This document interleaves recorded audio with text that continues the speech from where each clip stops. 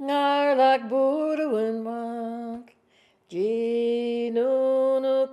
an ancient language.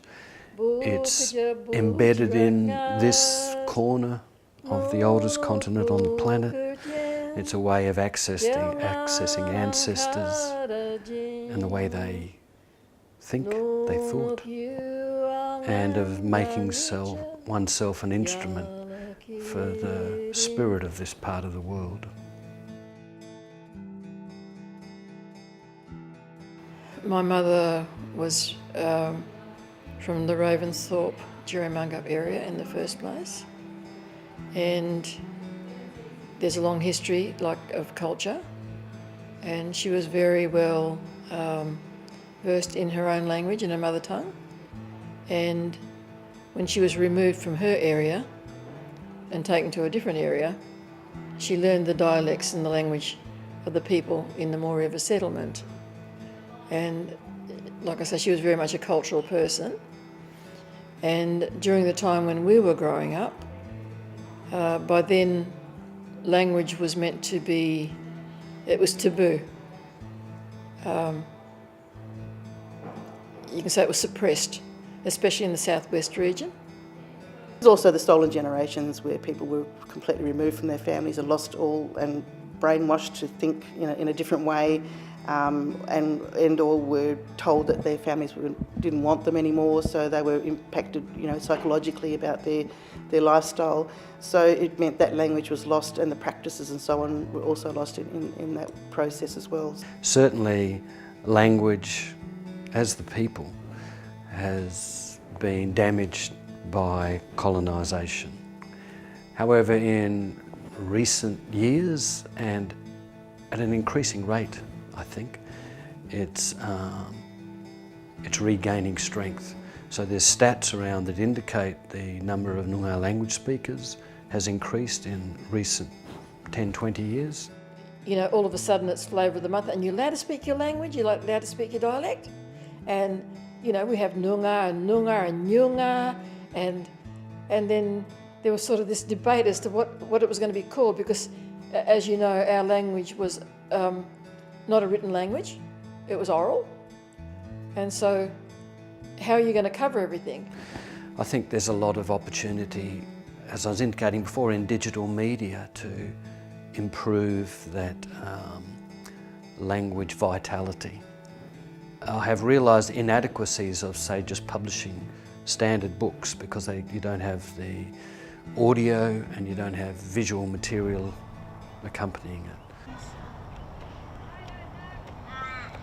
What we've done over the past 3 years at least is provided a very enriching program for both Aboriginal people and non-Aboriginal people.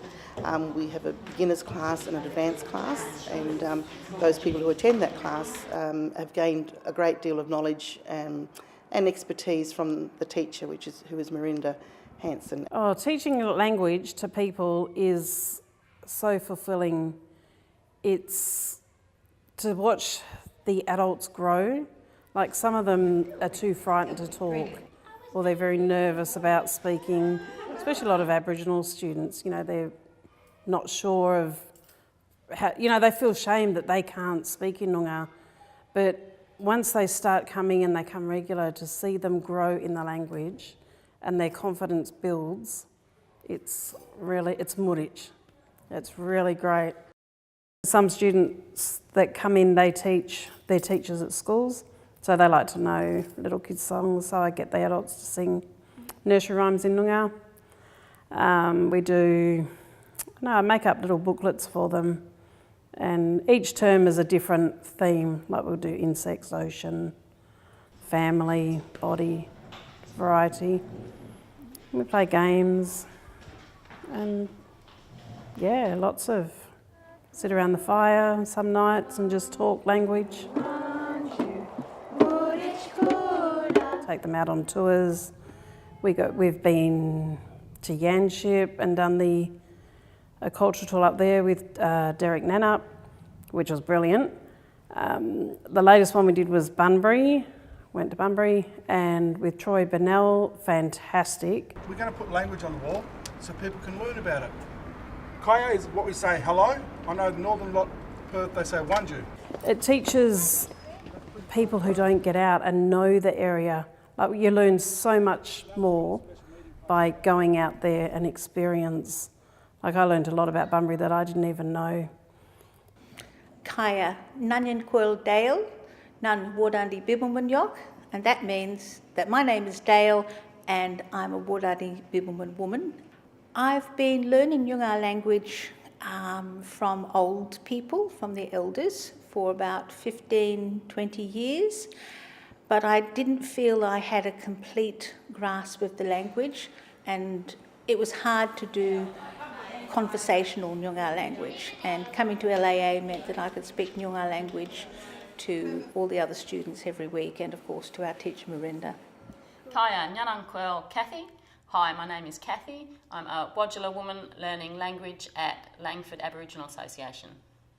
I love learning at LAA. I've met so many wonderful people from all over the world, and learning not just the language itself, but a lot about the culture from all different areas of the Noongar lands.